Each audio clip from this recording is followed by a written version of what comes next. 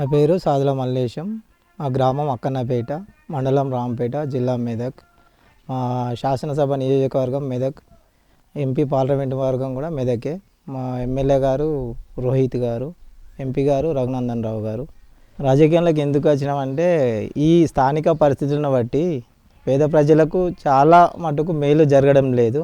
కాబట్టి నేను ఒక పోస్ట్ గ్రాడ్యుయేషన్ చేసి నాది ఎంఏ, ఎంకామ్, బీఈడి పర్సన్. నేను సమాజంలో ఒక 20 సంవత్సరాలు గవర్నమెంట్ సెక్టార్లో కమ్యూనిటీ కోఆర్డినేటర్గా రూరల్ డెవలప్మెంట్లో పనిచేసినాను.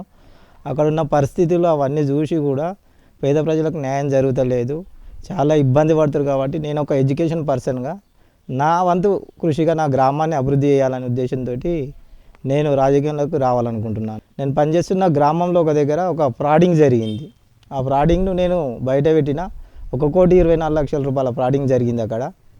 ఇక దానివల్ల ఏంటంటే కొంచెం ఆ ఫ్రాడింగ్ చేసిన వ్యక్తులు ఏం చేశారంటే అందులో నాకు కొంచెం బురద జల్లిరు.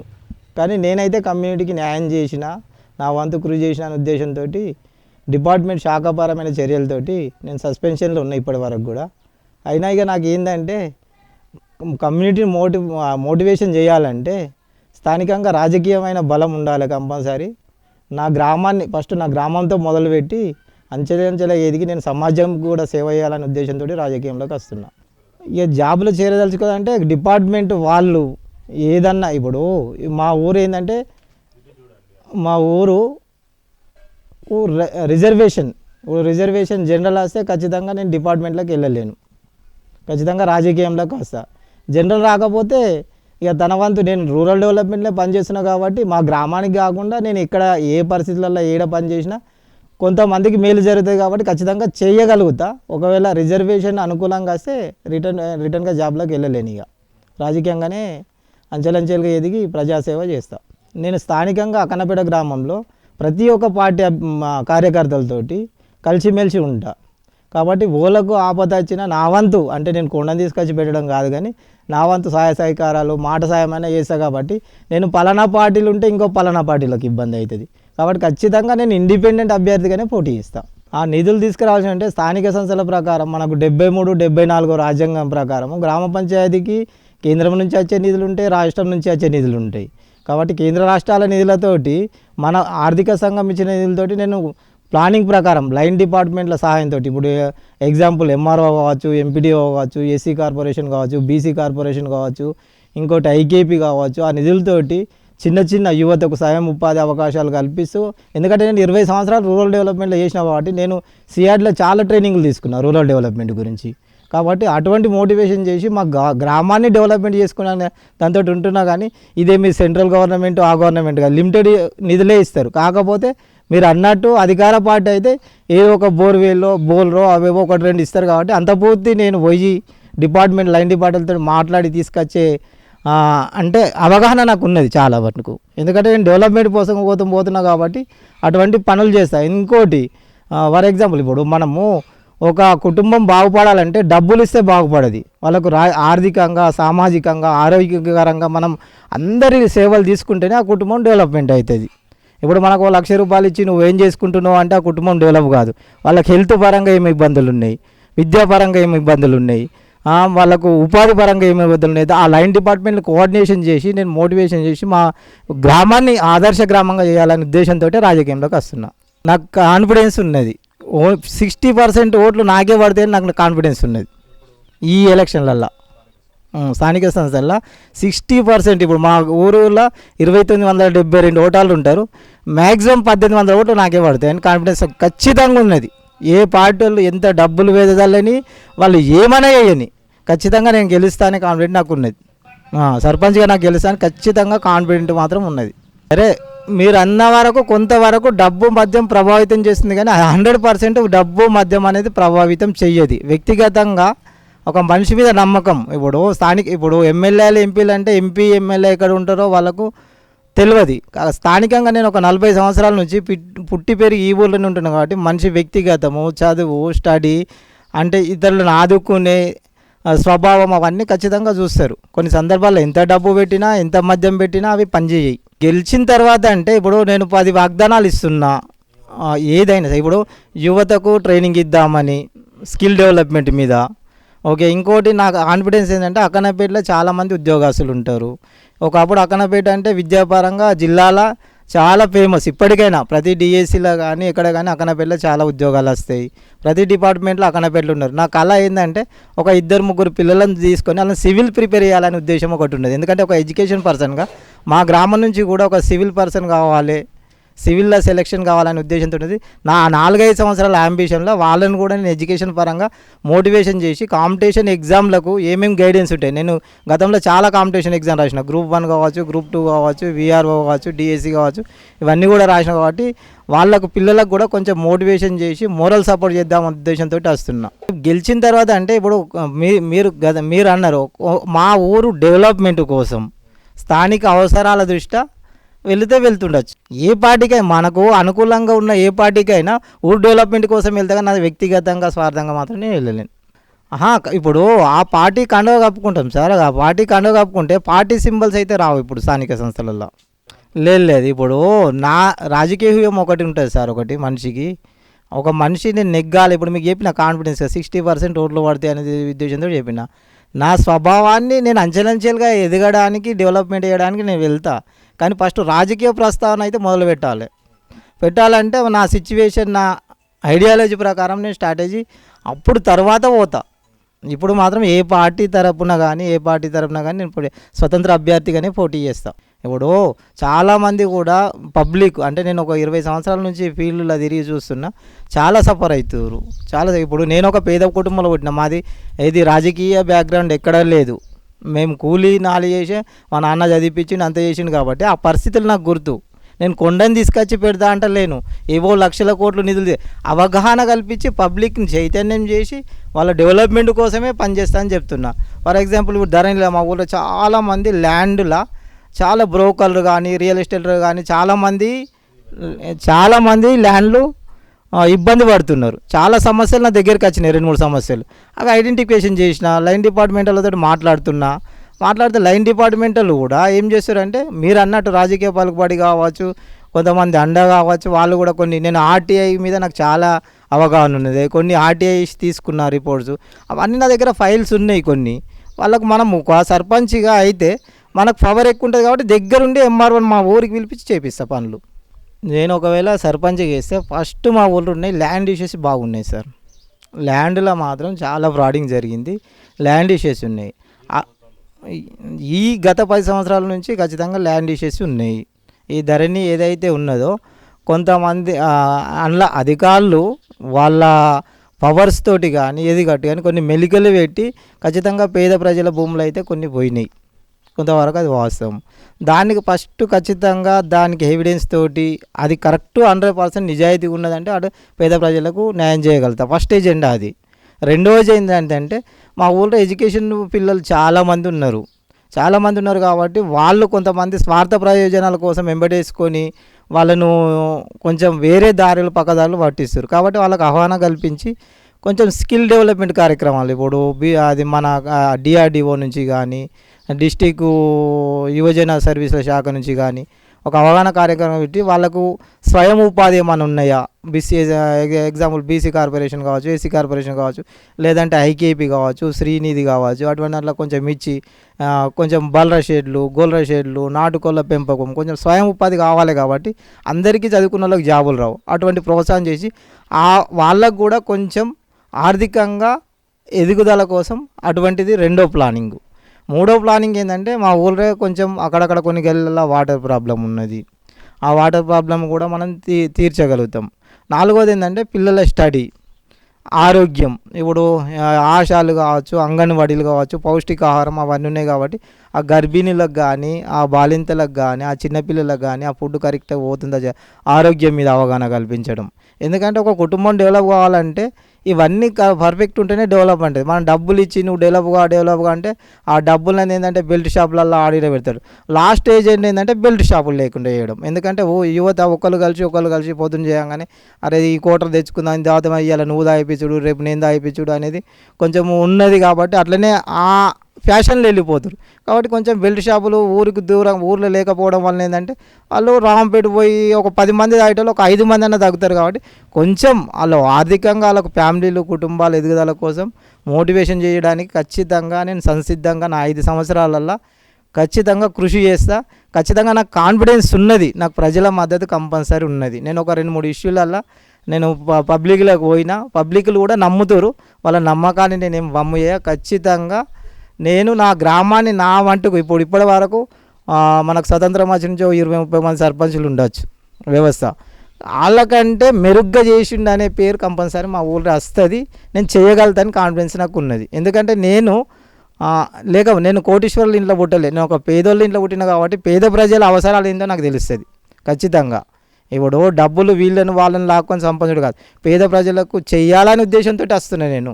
ఖచ్చితంగా మీరు అన్నట్టు నేను గతంలో కూడా ఆర్ఎస్ఎస్ ఆన్లైన్లో మీరు ప్రస్తావన చేసిరు, తిరిగిన నాకు ఒకటి అంటే క్రమశిక్షణ గల కార్యకర్తగా ఆర్ఎస్ఎస్లో కూడా చాలా వర్క్ చేసిన. కాబట్టి ఇప్పుడున్న పరిస్థితులకు ఇప్పుడు మీరు అన్నారు డబ్బులు పెడితే మద్యము ప్రలోభాలు అన్నారు, ఆ మద్యము డబ్బులు ప్రలోభాలు పెట్టే స్థితిలో లేను.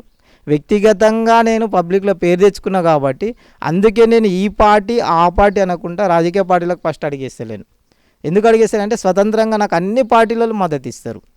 బీజేపీ వాళ్ళు ఇస్తారు, టీఆర్ఎస్ వాళ్ళు ఇస్తారు, కాంగ్రెస్ వాళ్ళు ఇస్తారు, అందరు ఇస్తారు. కాబట్టి ఇవి స్థానిక సంస్థలు కాబట్టి పార్టీ సింబల్ మనకు రాదు కాబట్టి లోకల్ సింబల్ కాబట్టి నేను కూడా ఒక రాజకీయంగా ఎదగాలంటే ఫస్ట్ పబ్లిక్ మనసులలో చూరగొనాలి. కాబట్టి ఆ తర్వాత డెవలప్మెంట్ కోసం ప్రజా శ్రేయస్సు కోసం ఎక్కడికైనా వెళ్తా.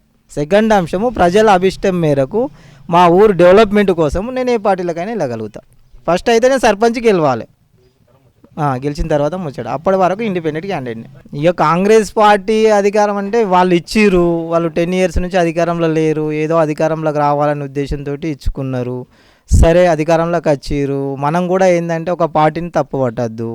ఎందుకంటే 10 years గ్యాప్ ఉండి 10 years తర్వాత వచ్చిర్రు కాబట్టి రాష్ట్ర ఆర్థిక ప్రయోజనాల దృష్టినా దేని దృష్టినా వాళ్ళు గ్యారంటీ ఇచ్చిర్రు, గెలిచిన తర్వాత 1-2 కొన్ని చేస్తారు. ఎందుకంటే ఇప్పుడు రాష్ట్ర బడ్జెట్ను కూడా మనం చూసుకొని మనం పనిచేయాలి. కాబట్టి ఇవి చేస్తుండొచ్చు, ఒక 1 year అయింది, ఇంకా 4 years ఉండొచ్చు.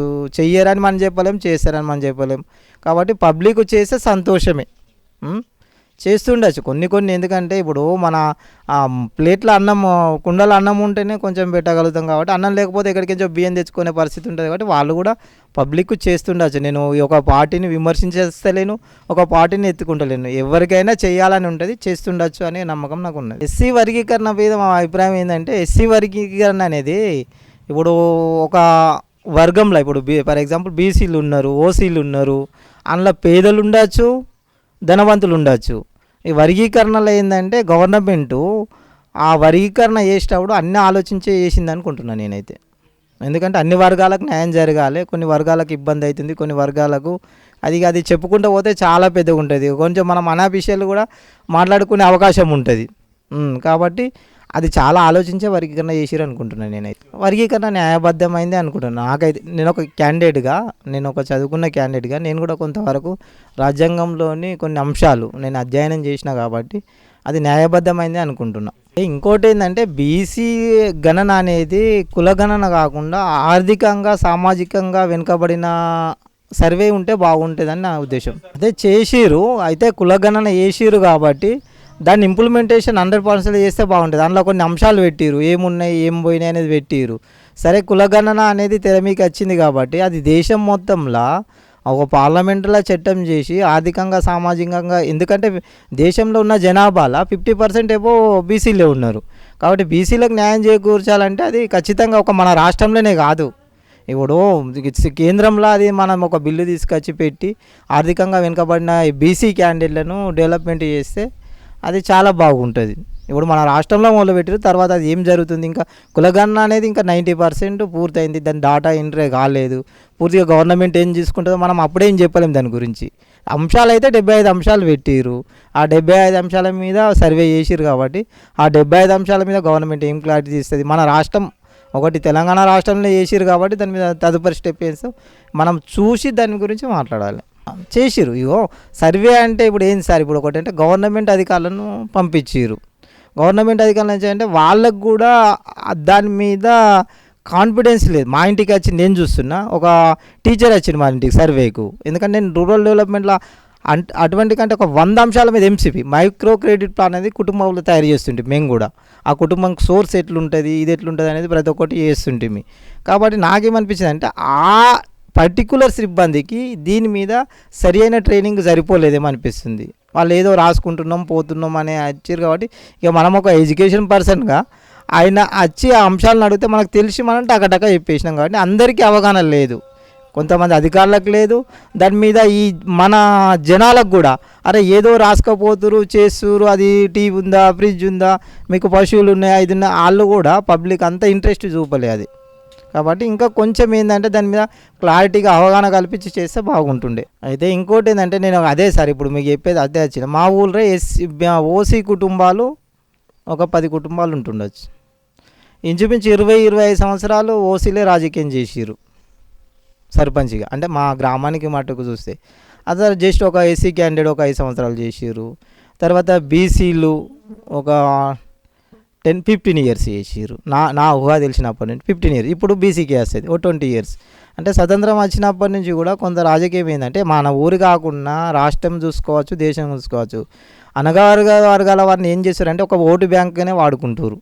వాళ్ళ స్వార్థ ప్రయోజనాల కోసం మద్యము డబ్బు అప్పటి పూర్తికి వాళ్ళకి చేసి వాళ్ళు ఎడ్యుకేషన్ లేదు, బయట తిరిగే నాలెడ్జ్ లేదు, కమ్యూనికేషన్ లేదు, వాళ్ళకి టెక్నాలజీ లేదు, ఏం ఉపయోగించుకోవాలని వాళ్ళకి అన్నీ ఇప్పుడు ఉన్న వాళ్ళకి ఏంటంటే వాళ్ళ తాత తరాల వారసత్వంగా భూములు కావచ్చు, ల్యాండ్లు కావచ్చు, ఉద్యోగాలు కావచ్చు వాళ్ళకి వారసత్వంగా వస్తున్నాయి. కాబట్టి వాళ్ళు చేస్తారు. కాబట్టి ఈ అనగారంగా మభ్య పెట్టుకుంటా ఇబ్బంది పెడుతురు. కాబట్టి నాదేంటంటే నేను ఒక యూనిట్గా ఒక మా ఊరిని యూనిట్గా తీసుకొని ఫస్ట్ మా ఊరిని చైతన్యం చేసి దాని ద్వారా నాకు సత్తా ఉంటే నేను కూడా అంచెలంచెలుగా ఇది జిల్లా కానీ రాష్ట్రం కానీ చేయాలి. ఇక నా పూర్తి ఎఫెక్ట్ ఏంటంటే పొలిటికలే, ఖచ్చితంగా పొలిటికల్లోకి పోతా, చైతన్యపరుస్తా, మా ఊరిని ఆదర్శంగా తీసుకుంటా. మీరు అన్నట్టు ఎస్సీ బీసీ అనగారాలను కూడా అందరితోటి కలిసిమెలిసి ఉండి వాళ్ళకి వచ్చే న్యాయబద్ధంగా వచ్చే నిధులు ఏముంది, వాళ్ళకి హక్కులు ఏముంది వాళ్ళకి చెప్పేసి, ఇప్పుడు మనం ఒక రూపాయి ఇస్తే వాళ్ళు ఎన్నో ఖర్చు పెట్టుకుంటారు సార్.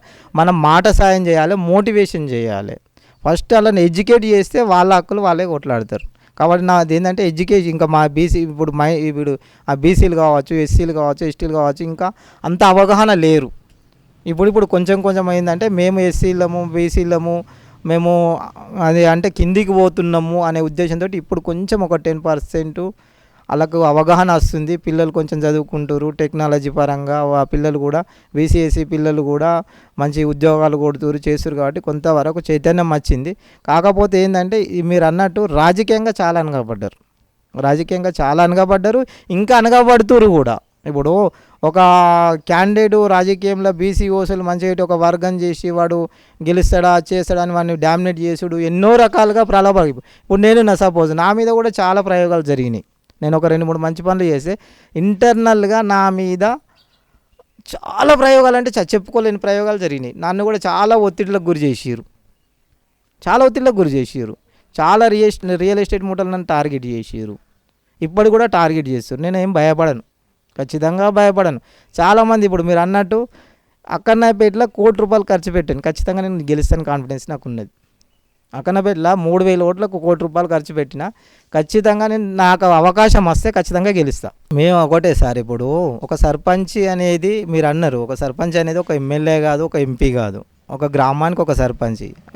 అంటే గ్రామానికి లిమిటెడ్ బడ్జెట్ ఉంటుంది, స్పెషల్ ఫోకస్ ఇట్లా తెచ్చుకుంటాం. మీరు అన్నట్టు ఏంటంటే ఆ లిమిటెడ్ బడ్జెట్ తోటి చక్కని ఆర్థిక ప్రణాళికలు వేసి గ్రామ సభలు నిర్వహించి ఏ గ్రామంలో ఏమున్నది, ఏ గ్రామంలో సమస్య ఏ వార్డులో సమస్య తీవ్రంగా ఉన్నది, ఏ వార్డులో సమస్య కొంచెం తక్కువ ఉన్నది, సమస్య తీవ్రంగా ఉన్న తాడ మనం ఫస్ట్ అవేట్ పెడతాం. ఒకటోది.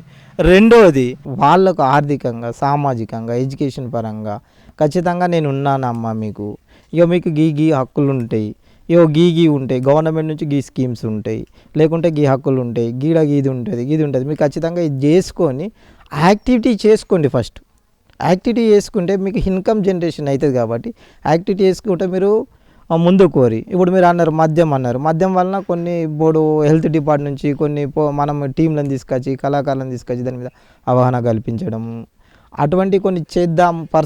నేను పర్సనల్ రిస్క్ తీసుకొని కొన్ని చేపిద్దాం అనుకుంటున్నాను సార్. మొత్తం మీద అంటే మా ఊరిని సరే కొన్ని ఇబ్బందులు ఉంటాయి, మనం అనుకున్నంత ఈజీ కాదు. పబ్లిక్ను మనం మోటివేషన్ చేయడం అనేది మనం అనుకున్నంత ఈజీ ప్రాసెస్ కాదు. వాళ్ళకి ఎందుకంటే తరతరాలుగా వాళ్ళకు జీర్ణమైపోతుంది. ఇప్పుడు మద్యం తాగేటోని అద్దురా అంటే వాడు ఖచ్చితంగా నేను తాగుతా అంటాడు. అవసరం అనుకుంటే మనం ఈ కుస్తీకి వేస్తాడు. కాబట్టి దాని సమస్య తీవ్రత ఏడున్నది, దాని మొదల్లో ఏడున్నది, మనం తగ్గించడానికి ఏడున్నది అనేది ఉద్దేశంతో ఆ సమస్యలను గుర్తించి నేను ఖచ్చితంగా మా గ్రామ ప్రజలను చైతన్యపరుస్తా అనే నమ్మకం నాకు ఉన్నది. ఒకటే సార్, ఇప్పుడు ఎన్నో స్కీములు పెడుతున్నాం సార్.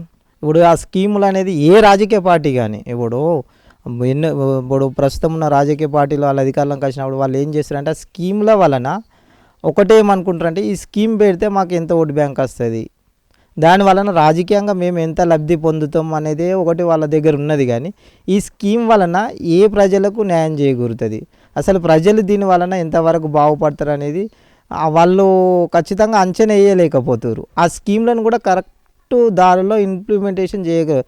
ఫర్ ఎగ్జాంపుల్ ఇప్పుడు మనకు రైతు బంధు, రైతు భరోసా అనేది ఉన్నది.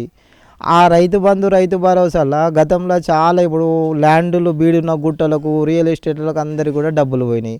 అటువంటిది పరిమితి పెంచి ప్రొడక్షన్ ఇప్పుడు ఒక సరాసరిన ఒక ఎకరాకి 20 క్వింటాల ధాన్యం వెళ్తుంది అనుకుంటే నువ్వు ఇచ్చే రైతు బంధు 10,000 ఇస్తున్నావు.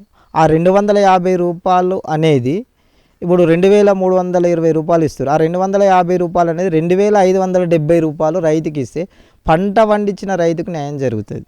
అంటే ఆ రైతులు కూడా ఏం చేస్తారంటే అరే మాకు ఒక 250 రూపాయలు ఎక్కువ వస్తున్నాయి కాబట్టి మేము ఇంకా ఎక్కువ పంట పండించుకోవాలనేది మోటివేషన్ తోటి ప్రొడక్షన్ అనేది పెరుగుతుంది. కాబట్టి ఆ ప్రొడక్షన్ పెంచుకోవాలి. మన దేశంలో కానీ మన గ్రామంలో కానీ మనం ప్రొడక్షన్ అనేది ఖచ్చితంగా దృష్టి పెట్టాలి. ఉత్పత్తి పెరిగితేనే మనకు విదేశీ మారక ద్రవ్యం వస్తుంది.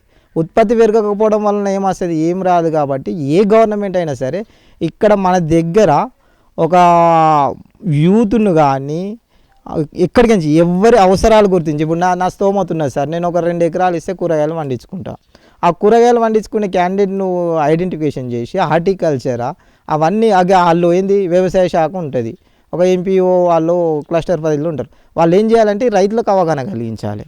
మీరు పలానా టైంలో గిది వేయండి, గిది చేయండి, గి పంటకి ఇట్లా వస్తుంది, మార్కెటింగ్ ఇట్లా, అటువంటి సదుపాయాలు కల్పిస్తే ఖచ్చితంగా మన దేశం మంచిగా బాగుపడుతుంది. ఎందుకంటే ఇండియాలో యువతకు కొదవలేదు, జనాభారంగా మనం అతిపెద్ద జనాభా గల దేశం కాబట్టి ఖచ్చితంగా స్కీములు అనేది ఇంప్లిమెంటేషన్ పర్ఫెక్ట్ చేయాలి, రాజకీయంగా కాదు. ఇప్పుడు ఆసరా పింఛన్లు ఇస్తే ఆసరా పింఛన్లు ఇంతమంది ఉన్నారు, ఇప్పుడు చేపలు ఇస్తే చేపల వాళ్ళు ఇంతమంది ఉన్నారు, గోల్డ్ ఇస్తే గోల్డ్ వాళ్ళు ఇంతమంది ఉన్నారు, మేము ఇప్పుడు ఇండ్లు ఇస్తే ఇండ్ల వాళ్ళు ఇంతమంది ఉన్నారు అనేది ఒక ఓటు బ్యాంక్ చూస్తారు. పబ్లిక్ని చైతన్యపరచలేరు. ఖచ్చితంగా పబ్లిక్లో మోటివేషన్ ఇట్లా జరిగితే మన రాజకీయంగా కూడా బాగుంటుంది, అవగాహన ఉంటుంది. అవగాహన ఉన్నప్పుడు ప్రజలు ఏం చేస్తారు, అరే ఏ రాజకీయ పార్టీ ఏం చేస్తుంది, వీళ్ళు ఏం చేస్తారు, పబ్లిక్ అది నిజంగా అభివృద్ధి చెందిరా, అభివృద్ధి చెందిన పార్టీ వైపు ఉంటారు. కాబట్టి ఏ రాజకీయ నాయకులైనా వాళ్ళ సొంత ప్రయోజనాలు కాదు, ఖచ్చితంగా పబ్లిక్ ప్రయోజనాలు దృష్టిలో పెట్టుకొని చేసుకోవాలని కొన్ని స్కీములు సొంత ప్రయోజనాల కోసమే చేసుకుంటుంది రాజకీయ పార్టీలు. కాబట్టి అటువంటి కాకుండా ఆ స్కీములు మనం ఇంప్లిమెంటేషన్ చేసేటప్పుడు నిజంగా మన దగ్గర స్టాఫ్ కూడా చాలామంది ఉన్నారు. వీఆర్ఓ నుంచి మొదలు పెడితే కలెక్టర్ దాకా ప్రతి అంచెలో స్టాఫ్ ఉన్నారు, కానీ అధికారులను సరిగ్గా వినియోగించుకోలేకపోతారు. ఇంకోటి ఏంటంటే పర్ఫెక్ట్ అధికారులు పనిచేయలేకపోతారు. ఎందుకంటే నేను ఒక డిపార్ట్మెంట్లో పనిచేసిన కాబట్టి నిజాయితీగా పనిచేసే వాళ్ళని అనగదొక్కేందుకే చూస్తారు. దాంట్లో పొలిటికల్ ప్రెషర్ కూడా బాగుంది. అధికారులు పనిచేసేటప్పుడు అధికారుల మీద పొలిటికల్ ప్రెషర్ బాగుంది. ఆ పొలిటికల్ ప్రెషర్ ఏంటంటే తమ స్వప్రయోజనాలకు కాకుండా పబ్లిక్ ప్రయోజనాలకు చేస్తే బాగుంటుంది. ఇప్పుడు ఒక నిరుపేద ఉన్నాడు, నిరుపేదకు ఒక రేషన్ కార్డు కావాలి, అతనికి సాయం చేస్తే కాదు. కానీ ఈ పొలిటికల్ వాళ్ళు ఏం చేస్తారంటే మా కార్యకర్తలు వాళ్ళు ఉన్నారు, మా కార్యకర్తలకు ఎంతున్నా వాళ్ళకే సాయం చేద్దామనే ఉద్దేశంతో చేస్తారు. కానీ నిజంగా పేద ప్రజలకు వాళ్ళు చేస్తలేరు ప్రేమతోటి. ఏదన్నా ఒక పేద ప్రజలకు చేస్తే ఫోటోలకు పోజులు ఇచ్చి యూట్యూబ్లల్లో మీడియాలో ఎంతో గొప్ప చెప్పుకుంటారు. మన బాధ్యత ఇప్పుడు మనం పొలిటికల్లోకి వస్తున్నాం, ప్రజాసేవ చేద్దామని వస్తున్నాం. ప్రజాసేవ చేద్దామని వచ్చినప్పుడు ప్రజలు మనల్ని ఎన్నుకొని అసెంబ్లీకో పార్లమెంటుకో పంపించారు. కాబట్టి మనం వాళ్ళకు అనుగుణంగా చేయాలి. కానీ మన ఆస్తులు కాపాడుకోవడం కోసము, కొన్ని ల్యాండ్లు కాపాడుకోవడం కొన్ని బినామీల కోసము ఇవన్నీ చేస్తారు వాళ్ళు. కాబట్టి అటువంటివి కాకుండా మనం నిజంగా ఒక స్కీమ్ పెట్టినామంటే ఆ ప్రజలకు ఎంతవరకు ఉపయోగపడుతుంది. కాబట్టి ఖచ్చితంగా మన పేరు స్థిరస్థాయిగా ఉంటుంది. మనం ఇప్పుడు స్వతంత్ర పోరాటంలో పనిచేసిన గాంధీజీని గుర్తుపెట్టుకుంటున్నాం, జవహర్లాల్ నెహ్రూని గుర్తుపెట్టుకుంటున్నాం, అంబేద్కర్ని గుర్తుపెట్టుకుంటున్నాం. మన పేర్లు చిరస్థాయిగా ఉంటున్నాయి. మరి మనం ఏం చేస్తున్నాం, డబ్బులు, వాళ్ళ కుటుంబము, వాళ్ళ పేర్లు, వాళ్ళ వ్యాపారాలు అవి పెట్టుకున్నాక ఉంటారు ఈ స్కీములు పెట్టి కూడా. కాబట్టి ఖచ్చితంగా పబ్లిక్ కోసం పనిచేయాల్సిందే. మనము మానవత్వం కూడా ఆలోచించాలి సార్. ఆ మానవత్వంతో ఆలోచిస్తే కూడా మనకు పబ్లిక్ నుంచి వాళ్ళ ఆశీర్వాదాలు చాలు. మనకు ఎన్ని కోట్లు సంపాదించినా, ఎన్ని వేలు కోట్లు సంపాదించినా, మన కరోనాలో అందరూ కూడా కాలగర్భంలో కలిసిరు. మనం కూడా కాలగర్భంలోకి పోతాం. కాబట్టి ప్రజలలో స్థిరస్థాయిగా ఉండాలంటే కొన్ని ఇంప్లిమెంటేషన్, మానవత దృక్పథం చూడాలి ఫస్ట్. ఇప్పుడు మనకు ఒక స్కీమ్ను ఇంప్లిమెంటేషన్ చేసేటప్పుడు ఎంతోమంది ఐఏఎస్ ఆఫీసర్లు స్టడీ చేస్తారు. ఈ స్కీమ్ వలన ఎంతమంది ప్రజలకు మేలు ఉంటుంది, ఎంతమంది ప్రజలకు మేలు ఉండదు అనే ఉద్దేశంతో చాలా మనకు వాళ్ళు ఏం చేస్తారంటే స్టడీ చేస్తారు.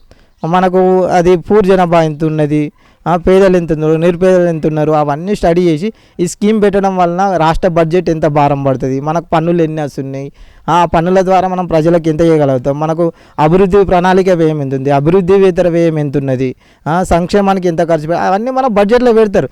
పెట్టినప్పుడు రియాలిటీ చూడాలి. అక్కడ రియాలిటీ చూసి ఈ సంవత్సరం కొంతవరకు, మళ్ళీ సంవత్సరం కొంతవరకు, అంటే కొంత ఒకేసారి కాదు. పేదరికం అనేది ఎక్కువ ఉన్నది కాబట్టి మనం పబ్లిక్లో అవేర్నెస్ చేయాలంటే ఒక్కసారి మార్పు రాదు.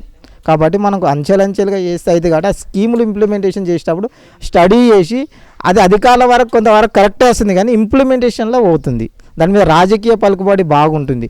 ఎటు సర్పంచ్ కావచ్చు, జెడ్పీటీసీ కావచ్చు, ఎంపీపీ కావచ్చు, తర్వాత ఎమ్మెల్యే కావచ్చు, ఇట్లా రకరకాలుగా దాని మీద ప్రెషర్ పెట్టడం వలన అధికారులు కూడా కొంతవరకు ఇబ్బంది పడుతారు. మంచి చేద్దామని అధికారులు కూడా ఇబ్బంది పడుతారు. ఇబ్బంది పడడం వల్ల ఏమవుతుంది, అరే మాకేం వచ్చింది, వీళ్ళతోటి పోల్సింది, వాళ్ళతోటి పోల్సింది, వాళ్ళు కూడా కొంచెం చూస్తున్నాడు సబ్జెక్ట్ కూడా. అట్లా అంతా ఆ వ్యవస్థ అనేది ఒక వారసత్వంగా మారిపోతుంది. ఇప్పుడు ఒక ఎంఆర్ఓ ఆఫీస్కి ఒక పేదోడు పోతే ఆయనకి ఏమి ఇయ్యరు. నాది ఇది పోయింది సార్, అది పోయింది సార్ అంటే చూస్తాం చేస్తాం పో అంటారు. మనసుంటలు చదువుకున్న వాళ్ళు పోతే వాళ్ళు రెస్పెక్ట్ ఇస్తారు. అంటే అదే మరి వాళ్ళ బాధ్యతగా చేస్తే ఆయన పోయిండు అంటే అక్కడ కబ్జా చేసిన వాళ్ళు ఏం చేస్తారంటే ఒక ఫోన్ కాల్ కొడతారు, ఆయన వస్తాడు ఏదో ఒక రిపోర్ట్ ఇచ్చి పంపించమని. వాళ్ళు ఏమవుతారు, ఇక్కడ వీళ్ళతో లొంగిపోతారు. ఇప్పుడు వీళ్ళ మాటినకపోతే అక్కడ ఎమ్మెల్యేతో నుంచి ప్రెషర్ వస్తుంది. అట్లా ఏంటంటే కొంచెం అధికారులు కానీ వాళ్ళు కానీ ఇంప్లిమెంటేషన్లో ప్రజల కోసం చేయాలి సార్. ఏ స్కీమ్ పెట్టినా అది ప్రజలకు పోయి ప్రజలకు అవగాహన ఉన్నప్పుడు అది సక్సెస్ అవుతుంది, లేకుంటే సక్సెస్ కాదు.